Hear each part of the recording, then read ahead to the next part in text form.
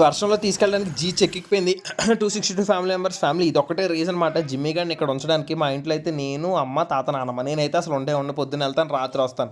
కానీ ఇక్కడైతే ఎదురింటి పిల్లలు వాళ్ళు వీళ్ళు అందరూ వచ్చి జిమ్మీ గడితో ఆడుకుంటారు.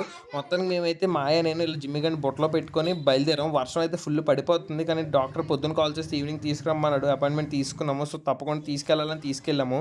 మేము ఈవినింగ్ బయలుదేరాము. రాత్రి 8 అయింది. ఇక్కడికి వచ్చేసరికి చాలా దూరం మాట. కానీ వచ్చి చూసేసరికి డాక్టర్ అయితే లేడు. ఆడెవడో పళ్ళు తినడానికి వెళ్ళి ఆకులు తినేసి వచ్చినట్టు. మేము డాక్టర్ కాల్ చేసి ఆ పౌడర్ ఏంటి అని అడిగితే ఆ పౌడర్ పేరు చెప్పాడు. ఇంజెక్షన్ రేపు తీసుకురమ్మన్నాడు. అప్పటికి తగ్గకపోతే సో చూడండి, మేము జిమ్మిగా తీసుకెళ్తే పక్కన ఎవరో మేకని తీసుకెళ్ళిపోతున్నారు. మామూలు ట్రాక్ కాదు అసలు. ఇంక వర్షం చాలా పెద్ద అయిపోయింది. అక్కడ ఒక గోన్సంచి ముందే తెచ్చినమాట. నేను ఎందుకైనా మంచిదైనా గోన్సన్ జిమ్మి గారు తడకుండా వేసి ఆ పుట్టుడు కోసమని.